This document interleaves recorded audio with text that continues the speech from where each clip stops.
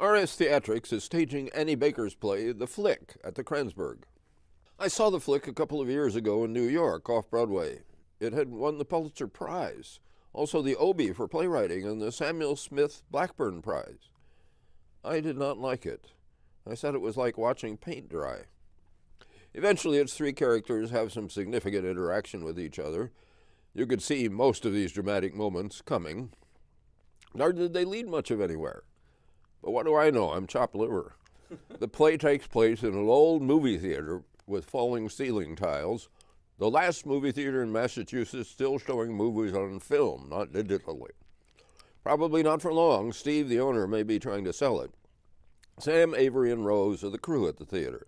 They open the place, make popcorn, sell it and drink, sell tickets, clean up the popcorn and spilled drinks after the last movie. Rose is also the projectionist. This upsets Sam. He's in his 30s, older than Rose, has worked in the theater longer, and thinks Steve should have made him the projectionist. He also has other feelings for Rose. Avery is a college student in the local college, where his father is a professor of linguistics. He's new, and Sam is teaching him the routines when the play begins. Working the Flick is just a summer job for Avery, unlike for Rose and Sam, who barely scrape by with the work at the movie. Avery also is black, and he has an amazing knowledge of movies. Sam challenges him with a 6 Degrees of Separation game about stars in movies. So we do have some interesting sociological and economic differences here, and some subtle and not so subtle attempts by all hands to establish a pecking order.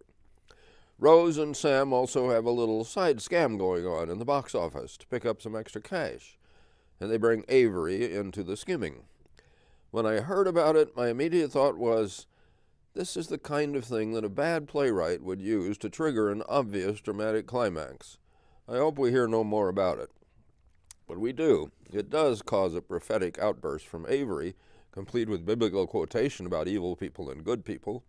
I suspect that this moral issue, the question of what we owe to others in our community, even if it's only a community of 3, is a reason the Flick won all those prizes.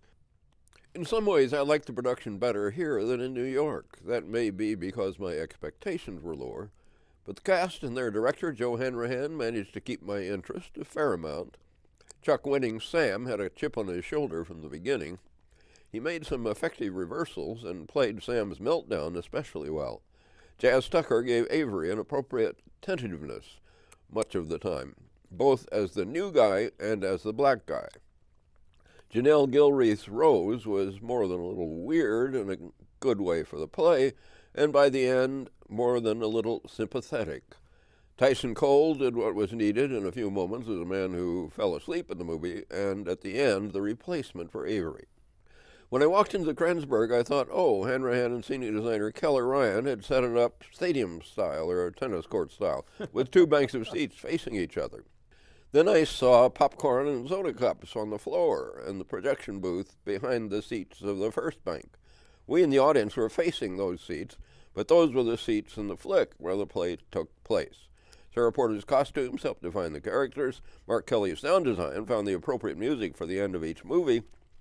I guess if I'm ever on the Pulitzer Committee, I'll have to revise my evaluation of plays.